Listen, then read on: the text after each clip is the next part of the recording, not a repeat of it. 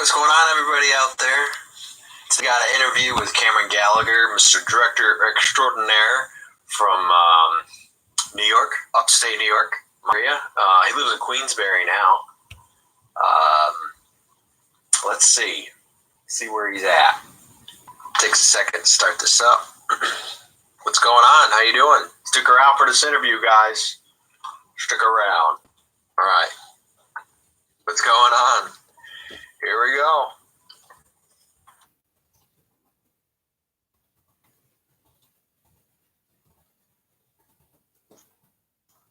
I'm here. Hey, what's up? How's it going? Good, I got you. Can you see me? Can you see my face? You got like the RoboCop view going on. I have like whole face. Can't hear you that much, actually. Can you hear me now? A little bit. I think it's just the connection. How about now? Yeah, that's better. Might take a second there. I just realized this is the first time I've ever done Instagram Live, actually. Oh, really? Yeah, I've like literally never done Instagram Live. Hey, you should. Everybody's doing it. It's a new craze. I'm here now. I'm here now for the first time, so. There we go. So we got Cameron Gallagher in the building. He's from upstate New York, and we've been working together for 4 years now. Yeah. And a couple music videos from there. He's directed some music videos, some movies. We're going to talk about what he does and our project that just came out today. Perfect timing, right? Yeah. So are you in Queensbury right now, or? Yeah. Yep. Nice. So what have you been up to through all this stuff going on? Thankfully, like, honestly, a ton hasn't changed on my end. Obviously, shooting, we can't really shoot as much anymore.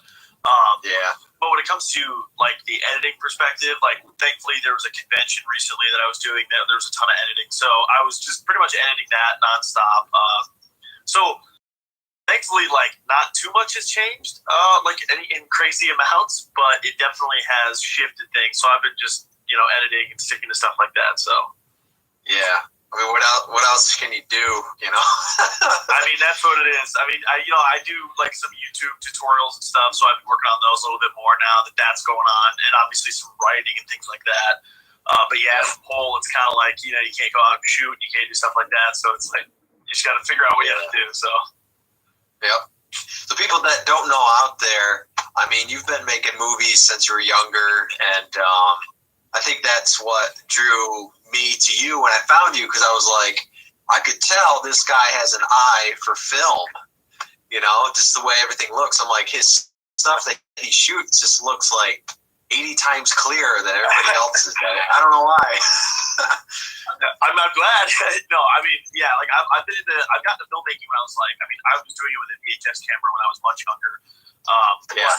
From a more like fun and professional type of atmosphere, it was probably when I was like 14 or 15, I really started like figuring out, the technical aspect of it, like, what makes it different and what makes things look better than other projects and stuff like that. So I just kind of like dove in from there and yeah, got into filmmaking. But I also think because I was into filmmaking and more like the idea of like making films, it sort of moved into music videos and like weddings, different stuff like that better. Because instead of being like, oh, I'm just going to make like a music video or like a wedding video, it's like, no, we're gonna, come at it from a perspective of of classic filmmaking style and stuff like that. Yeah. Yeah, not just throw away all the basic things that you need, Yeah, and it's like, there's a lot of people that do that where it's like, oh, we're shooting a music video, so let's shoot a music video. But it's like, well, you're shooting a music video, and it's like, it's a form of a film. Now, what type of film, is obviously up to whatever the project is, whatever. But it's like taking that perspective, and then I feel like, I don't know, I just feel like some of the best filmmakers that I know are people that were like into making films first, narrative stuff, and then sort of transition that into. So I mean, hopefully that's where it comes from. But who knows? I use the example, I forgot his name, but the director of Texas Chainsaw Massacre, the remake, he started out with music videos, but he approached it with the film background. And if you watch a few music videos before he made Chainsaw Massacre, they hired him just because of the music videos to make that movie because of his style. Yeah.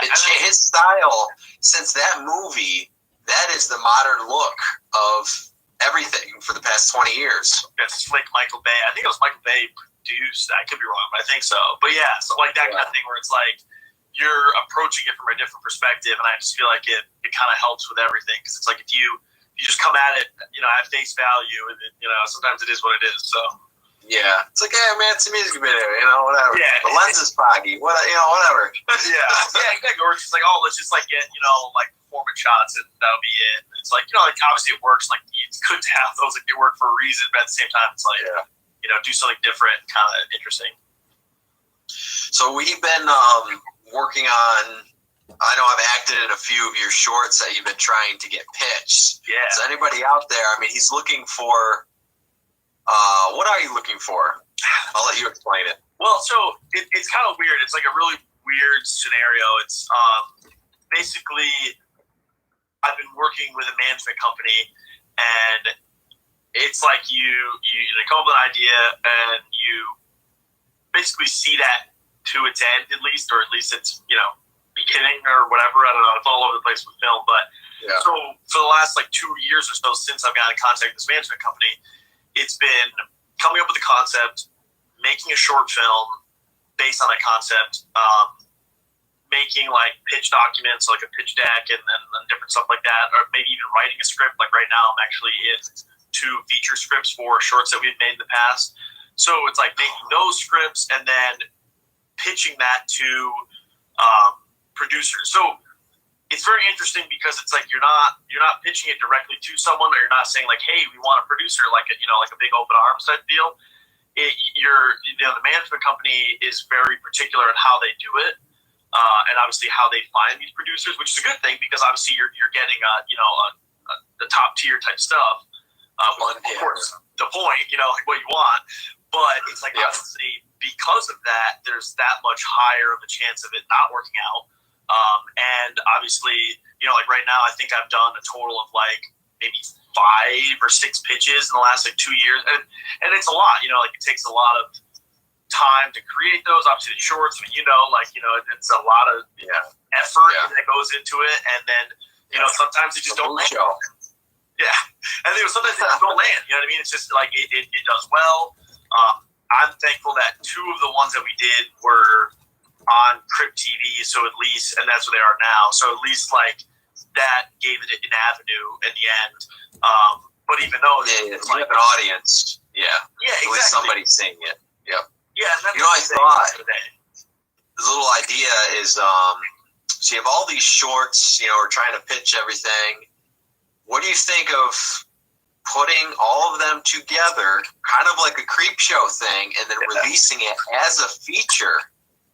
You're onto something because actually just recently I was sort of doing a pitch idea, or not a pitch idea, but it was a concept of taking shorts from a lot of like filmmakers that I know, even like horror filmmakers in particular. I feel like horror lends itself to anthologies, and creating a feature based on that, and then like shooting a wraparound, stuff like that. So I'd actually have talked to a couple other horror filmmakers about that, and I still want to pursue that because I think that is a cool idea. I think what I'm hoping to do, if it be possible, is obviously either just make them and then put it in an anthology and just try to get it out there for the sense of just like, hey, it's out there. Or if not, it would be really cool to try to get even a small budget, per short, where it's like, okay, maybe we have, even just a few $1,000, even $1,000 per short. Like obviously that's low, like ridiculously low budget. But if they're maybe 3 or 5 minute shorts and they're fairly simple concepts, you could have quite a bit of them. You could have quite a bit of them, and you could have a pretty cool product at the end. I was thinking that stuff's really in now. Yeah, and it's like, it's something where obviously it probably used to be like a VOD release, like right to VOD, something like that. But it's like, nowadays, and obviously right now, that's a big thing and it works well. So, I mean, it's definitely crossed my mind for sure. So, yeah, look into that, because I was thinking the other day, I go, even with everything, you could, if the pitches and stuff don't work out, you have all those short films. Yeah. Put them all together and, title them somehow. And then you pitch it to, like Amazon, right, and all that kind of stuff. And at least you can sell them, and you can start making money off of them. Yeah. I mean, and there's even like self distribution too, like through Amazon, like with Amazon Prime, like you could do your own self distribution. There's like other self distribution channels where it's like the VOD, where it's like Amazon Prime, iTunes, the streaming stuff. Yeah, exactly. Yeah. Now, I mean, I don't know, like I haven't done that myself, but I do know that it is like, or some people have said that can be fairly profitable. But it is what it is. Like, I like making up. Yep. It's like, we'll just go with it. Yeah. To me, it's all about the business. It's all about like credits and stuff like that. So I'm always looking that way of like, because then they know you have something out there released, and then they can see a little bit of a track record that just adds to your pitches to say, at least you got something out there, Well, and it's no different than the music industry, to be honest. Well, I say that's what the management company is like. That's what they sort of have done, and it's like again, like 2 of the shorts are on Crib TV, so it's like that's kind of a nice like, hey, you know what I mean? Like there's some weight to it, and like the Forgotten, one of them, has like a substantial amount of views for the time, so. That's good too, because it shows that at least that's already connected with people and people like it. So you got like 1 million. I think you got 1 million on one of them, don't you?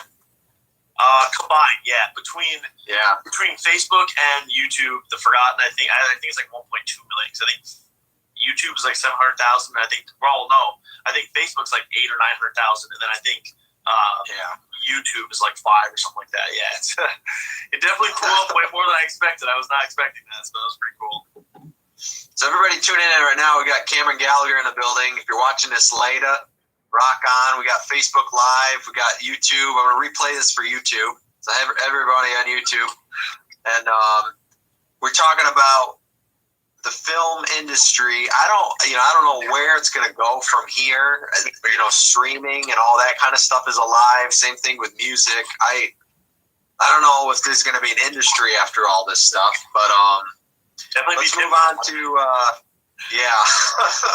let's move on to what are some of your influences as far as movies, directors, styles? I would say, I mean, one of the, like, I'm in my office right now, like, one of the big posters I have dead center is the original Insidious. And I had already, when that movie came out, I had already kind of knew that I wanted to be a filmmaker, like, I was interested in filmmaking. And, of course, I love the classics, like Steven Spielberg and, and obviously, like, Scorsese, that kind of stuff. And, like I said, like, the staples, for Nolan, obviously, too. But John Carpenter. Yeah, of course. I literally have actually John Carpenter. Like, you can't see it, but it's like a sign thing. He's got like a Halloween 3 thing over there, and then they put in a little Michael Myers mask in there. They got that, and then I got like a signed photo on auction. It was like John Carpenter, and it was John Carpenter and I don't know, something else. Deborah Hill? It might have been. I gotta check. It has like a thing on the back for it, but. So I mean, obviously John Carpenter's a huge one, but like more recently, and I would say ones that like don't talk about as much is like, in particular, James Wan, who made the original Insidious and Saw, and Dead Silence, and obviously The Conjuring.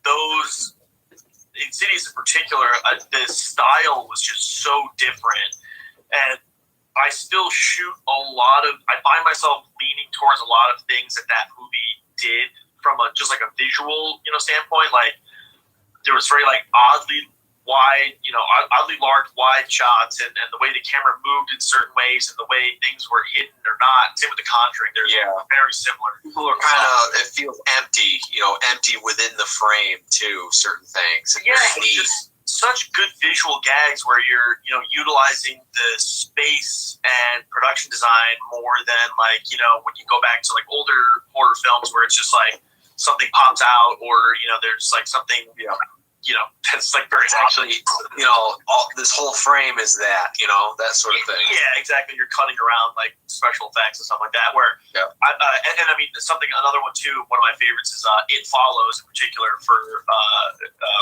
David Robert Mitchell with It Follows. Like that was one of those movies where I watched and I was like, wow, there's something different going on here. So horror wise, I was like, if you can make a movie like that, and it went to the movie theater. I'm like, come on.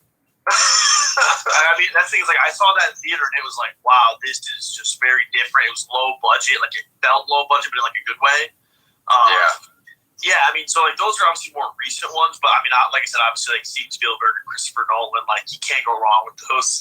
Like Love Memento and obviously like my favorite movie of all time is Raiders of the Lost Ark. So that's just like okay. It is what it is. Like I love that movie. It's like you just can't go wrong with Indiana Jones. So. But yeah, I'd say those are like most of my influences. But when it comes to like filmmaking, in particular like horror filmmaking. Yep. He also plays some guitar, folks, too. So musically, he's a guitar player. So speaking of music, today you've directed technically 4 videos, but 3 music videos. Yes. And today is the release of Gone Mad on Vivo. So if you guys are watching, check that out and leave a comment on YouTube.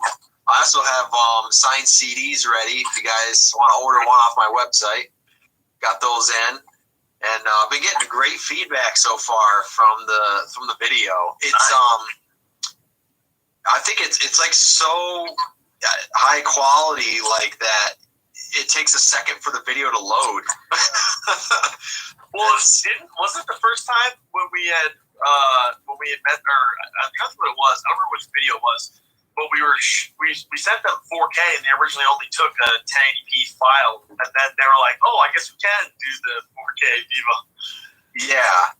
And I'm like, okay. I'm like, well, just.